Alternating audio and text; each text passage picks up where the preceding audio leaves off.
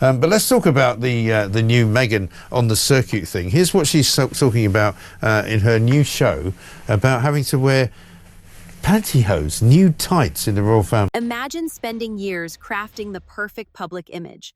Every interview calculated, every appearance staged, every word chosen to generate maximum sympathy.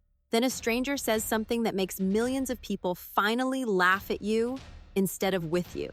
That's exactly what happened to Meghan Markle. And the silence from her own husband told the world everything they needed to know.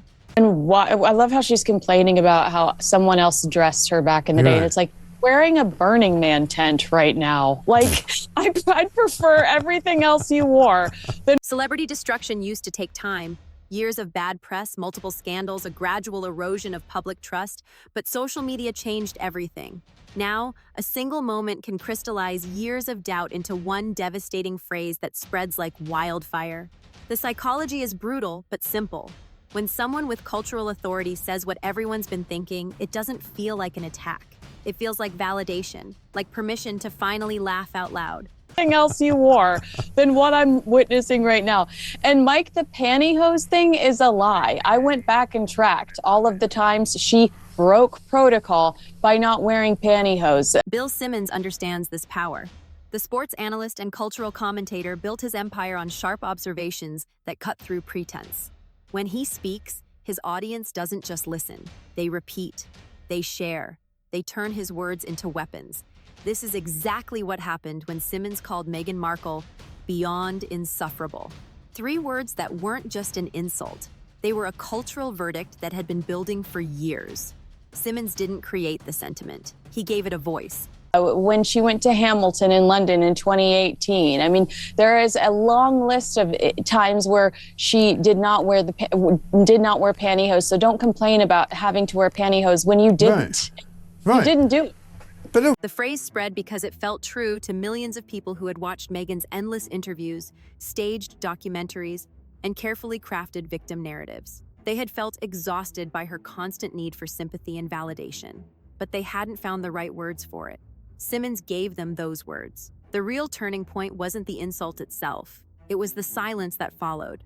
When celebrities face criticism, their response determines everything. Fight back too hard and you look desperate. Stay quiet and people assume you're guilty. It's such a ridiculous thing to complain about, you know? Exactly. But, you know, that was just her way of saying that she felt constrained. She felt like she was in a straitjacket while she was a working member of the British royal family. You know what? Blink and you'll... Meghan chose silence. But worse than that, Harry chose silence too. For someone who has spent years defending his wife against every perceived slight, his lack of response spoke volumes. It suggested that even he recognized the truth in Simmons' words. This created a cascading effect. If Meghan's own husband wouldn't defend her against being called insufferable, what did that say about the accuracy of the label? The silence became more damaging than the original insult. Her when it comes to the history books. I think she was a working royal for 17 months. Right. You know, like, stop talking about this time in your life if you were really as thrilled with your current situation as you try to prove that you are. Yeah, I mean, it's like somebody who works as a wait. Social media amplified this vacuum. Hashtags like Beyond Insufferable began trending. Memes started appearing. TikTok users created compilations of Meghan's most staged moments set to Simmons' audio. The internet had found its new toy. What made this moment different from previous Meghan controversies was the source. Simmons isn't a tabloid journalist with an agenda.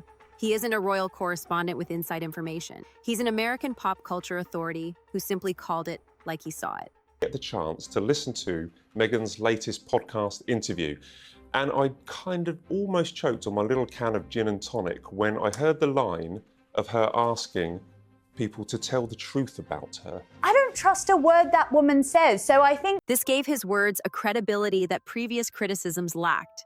It couldn't be dismissed as British racism or media bias. It was just honest observation from someone with no dog in the fight. What nobody expected was how quickly the phrase would embed itself in Meghan's public identity. Beyond insufferable didn't just trend for a day. It became shorthand for everything people found frustrating about her. That it is very, very low of her to insinuate that we should listen to her truth, or she wishes that other members of the royal family told truths. I don't want to hear it from her. actually, I think Samara and I and others do actually tell the truth about her. And The psychological impact was devastating. Meghan had spent years carefully crafting her image as a global humanitarian, a misunderstood victim, a modern princess. In 3 words, Simmons reduced her to an annoying ex-royal who wouldn't stop talking. The phrase worked because it captured something specific about Meghan's public persona. Not that she was evil or dangerous, that she was exhausting, that her constant need for attention and sympathy had crossed from tragic to tiresome. Family needs very good PR at the moment. He's not very good PR, and it's pretty much as simple as that in my mind.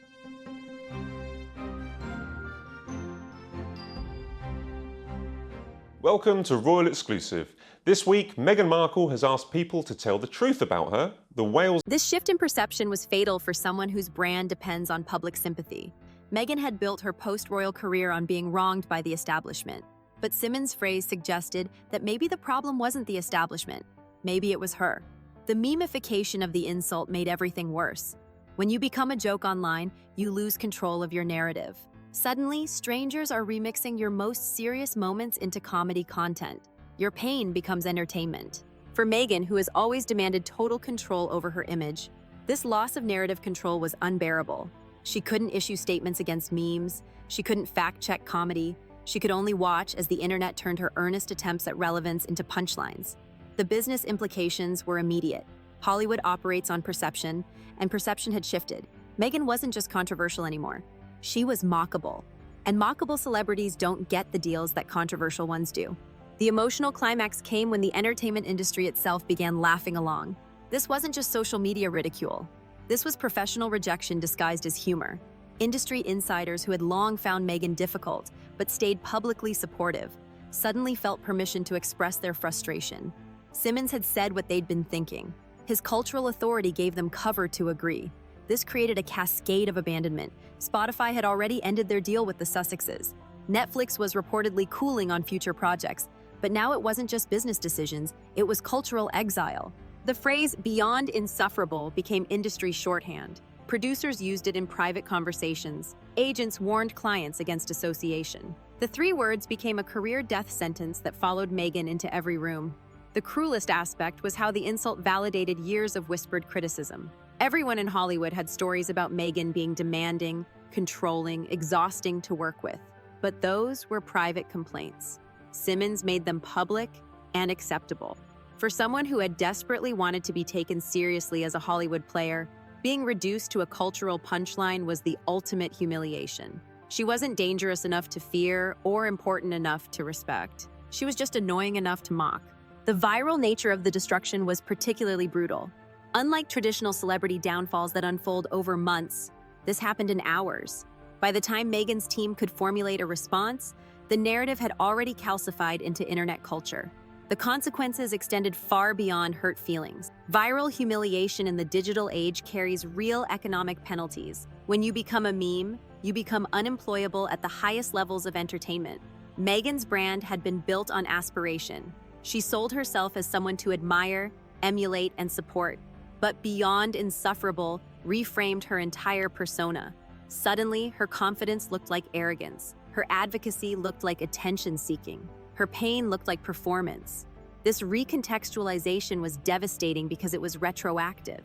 People began re-examining Meghan's previous interviews, documentaries, and public appearances through the lens of insufferability. Moments that once generated sympathy now seemed calculated and manipulative. The business world responded predictably. Brands want aspirational ambassadors, not figures of ridicule. The same market forces that once made Meghan valuable now made her toxic. Her association became a liability rather than an asset. Even more damaging was the way the phrase isolated her from potential allies. Other celebrities who might have defended her against traditional attacks stayed silent against viral mockery. Nobody wants to be associated with someone the internet has decided to ridicule. The political implications were equally serious. Meghan had positioned herself as a voice for progressive causes, but moral authority requires respect, and respect had evaporated in the face of widespread ridicule. The long-term effects of viral destruction extend far beyond the immediate target. Simmons had accidentally created a template for how to kill a celebrity career in the digital age. Find the right phrase, delivered by the right person, at the right moment, and years of careful image crafting can collapse overnight. This represents a fundamental shift in how celebrity culture operates. The old model of scandal, controversy, and gradual rehabilitation no longer applies. In the meme economy, reputation can be destroyed instantly and permanently. For Meghan specifically, the phrase "beyond insufferable" has become permanently attached to her public identity. Search her name, and it appears in the suggestions. Mention her in conversation, and someone will likely quote it. She has become inseparable from her own viral humiliation. The psychological impact of this kind of public ridicule is profound. Unlike traditional criticism, which can be argued against or contextualized, viral mockery is immune to rational response. You can't debate a meme, you can't reason with laughter. This creates a form of digital exile that is particularly cruel because it's permanent. Traditional scandals fade from memory, but viral moments live forever in the internet's collective consciousness, ready to be resurrected whenever someone searches for your name. The entertainment industry has taken note.